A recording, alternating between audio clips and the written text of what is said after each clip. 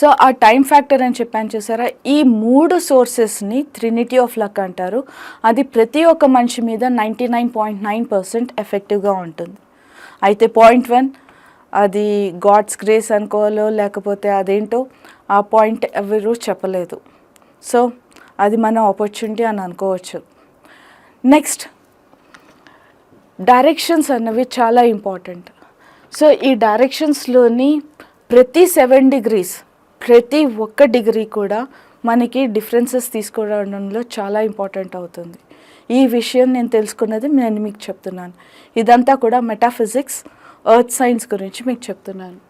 దీంట్లోని డైరెక్షన్ అయిపోయింది, ఇయర్లీ ఎలాంటి ఎనర్జీ వస్తుంది, ఇయర్లీ అయిపోయిన తర్వాత మంత్లీ ఎలాంటి ఎనర్జీ వస్తుంది, ఆ ఎనర్జీ ఇవేంటో కాదు, పంచభూతాలు.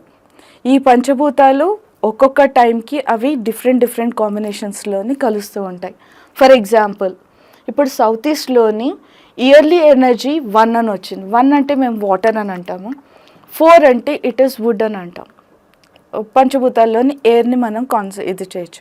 అయితే ఆ 2 కాంబినేషన్స్ చూస్తే అది చదవడానికి చాలా మంచి బలాన్ని ఇస్తుంది అన్న మీనింగ్ అనమాట. ఇలాగా ఇయర్లీ మంత్లీ కాంబినేషన్స్ మనం చూస్తాం.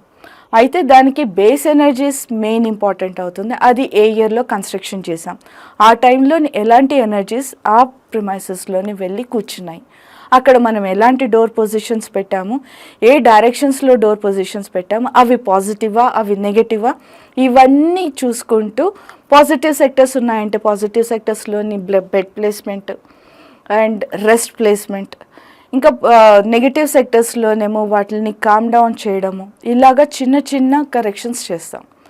ఇవి పాజిటివ్ ఎనర్జీస్ని యాక్టివేట్ చేయడానికి ఒక బల్బ్ అయినా చాలు, ఒక ఫ్యాన్ అయినా చాలు, మనం కూర్చున్న పొజిషన్ అయినా చాలు, వాట్ ఆల్ వీ కన్వర్స్, అక్కడ కూడా తరంగాలు కదులుతూ ఉంటాయి. అంటే it's a movement. So positive సెక్టర్స్లోని మూమెంట్ అన్నది, యాక్టివిటీస్ అన్నది ఎక్కువ పెడతాము. నెగిటివ్ సెక్టర్స్ ఉన్నాయి, నెగిటివ్ ఎనర్జీస్ ఉన్నాయంటే వాటిని కామ్ డౌన్ చేయడానికి కామ్ ఎనర్జీస్ ఇచ్చేస్తాం. అంటే అక్కడ హెవీ ఆబ్జెక్ట్స్ పెట్టేయడము, లేకపోతే అక్కడ డోర్స్ షట్ చేయడము, లేదా బల్బ్ ఆఫ్ చేసి ఉంచడం, చిన్న సొల్యూషన్స్ అనమాట. ఇప్పుడు చిన్న ఎగ్జాంపుల్కి పీరియడ్ ఆఫ్ 8 అంటే కరెక్ట్గా 2003 నుంచి 2024 వరకు ఈ పీరియడ్ ఆఫ్ 8 అంటాం. అంటే ఎర్త్ ఎలిమెంట్ అని. ఆ ఎర్త్ ఎలిమెంట్ అన్నది మధ్యలో కూర్చుంటుంది, ప్రిమైసెస్కి మధ్యలో కూర్చుంటుంది. ఆ ఎగ్జాక్ట్ ఓరియంటేషన్, ఇప్పుడు మనం సౌత్ ఈస్ట్, ఇప్పుడు ఇది సౌత్ ఈస్ట్ చార్ట్ అండి.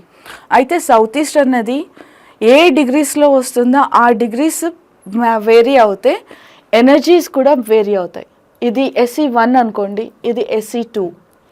సో ఇందులో వచ్చిన ఎనర్జీ చూస్తే మీకు 7, 1 and 8 అని వచ్చింది. అదే ఒకవేళ ఇటు చూస్తే 8, 7 and 6 వచ్చింది. ఈ రెండిట్లో ఏది బెస్టో అలాంటివి చూసి ఆ పొజిషన్స్లో డోర్ పొజిషన్స్ పెట్టడము, విండో పొజిషన్స్ పెట్టడము, అసలు ప్లాట్ తీసుకోవాలా వద్దా, ఇలాంటివన్నీ డెసిషన్ మేకింగ్ అన్నవి ఈ చార్ట్ బేస్ మీద మనం చేయగలుగుతాం.